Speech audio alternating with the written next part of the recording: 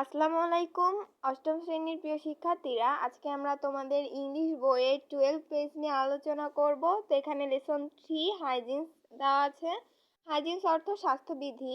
এখানে কয়েকটা কেয়ার্স দেওয়া আছে। হাইজিন স্বাস্থ্যবিধি, গুডলেন্স ধার্মিকতা, অ্যাচিভ অর্জন, স্পিরিচুয়ালি অর্থাৎ আধ্যাত্মিকভাবে, সোল অর্থাৎ কি আত্মা। তো আমরা এই যে একটা প্যাসেজ দেওয়া আছে দেখতে পাচ্ছি, এই প্যাসেজটার আলোকে আমরা বাংলা অর্থ সহ তোমাদের পড়ে বোঝানোর চেষ্টা করব। তো চলো শুরু করা যাক। এখানে দেওয়া আছে the word হাইজিনস।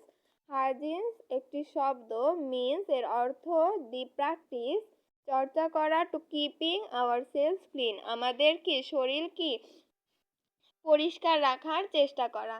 It also means এটির আরও মানে আছে টু কিপ আওয়ার হোম আমাদের বাসা, বাড়ি, অ্যান্ড এবং ওয়ার্ক প্লেস আমাদের কর্মসংস্থান ক্লিন পরিষ্কার রাখা। ইট ইজ ইম্পর্টেন্ট এটি অনেক গুরুত্বপূর্ণ ফর আওয়ার গুড হেলথ আমাদেরকে সুস্বাস্থ্যের জন্য। Hygienes is thought to be next to good lines আমাদের কি এটা হাইজিনস অর্থাৎ স্বাস্থ্যবিধি আমাদের কি গুড লাইন্স আমাদের যে ধার্মিকতারও একটি অংশ। ইট ইজ বিকজ কারণ এটির কারণ উই ক্যান নট অ্যাচিভ এটি অর্জন করে anything physical, mentally or spiritually if we are unclean in our body আমাদের কি কোনোখান থেকে আমরা শিক্ষা পাই না আনক্লিন অর্থাৎ অপরিষ্কার আমাদের বডি আমাদের শরীরকে রাখার। মাইন্ড অ্যান্ড সোল আমাদের আত্মা এবং আমাদের অনুভূতি। Nobody like an unclean person either কোনো মানুষই পছন্দ করে না অপরিষ্কার ব্যক্তিকে। সো তাই আমরা must follow the rules and hygienes আমাদের স্বাস্থ্যবিধির যে রুলস এগুলো কি আমাদের পালন করতে হবে।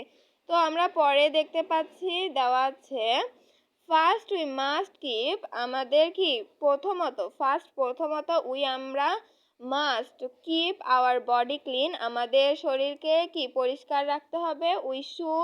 আমরা শুড হ্যাভ এ বাথ আমাদের কি গোসল করতে হবে এভরিডে প্রতিদিন, and wash our hair regularly এবং আমাদের চুল ধৌত করতে হবে প্রতিদিন। দিস উইল কিপ এটি রাখে the body and hair free from dirt and bacteria আমাদের জীবাণু এবং যে ময়লা আবর্জনা তা থেকে আমাদের চুল এবং আমাদের বডিকে অর্থাৎ আমাদের শরীরকে পরিষ্কার রাখে। সেকেন্ডলি দ্বিতীয়ত আমরা should wash our clothes regularly তারপর আমাদের যে পোশাক সেটা কি ধৌত করতে হবে রেগুলারলি প্রতিদিন। ডার্টি ময়লা আবর্জনা যুক্ত ক্লথ কাপড় গিভ অফ ব্যাড স্মেল দুর্গন্ধ ছড়ায়, অ্যান্ড এবং ইনভাইট জার্মস এবং জীবাণুকে আমন্ত্রণ করে। আমরা শুড ওয়ার শক আমাদের মোজা ব্যবহার করতে হবে, অ্যান্ড শু এবং জুতা ব্যবহার করতে হবে when we go out to protect আমাদের যখন আমরা বাইরে যাব তখন আমাদের প্রোটেক্ট করবে our feet from dust and germs আমাদের জীবাণু থেকে কি এটা প্রোটেক্ট করবে। তো তারপরে দেওয়া আছে দেখে একটু মুছে দিই তাহলে দেখতে সুবিধা হবে।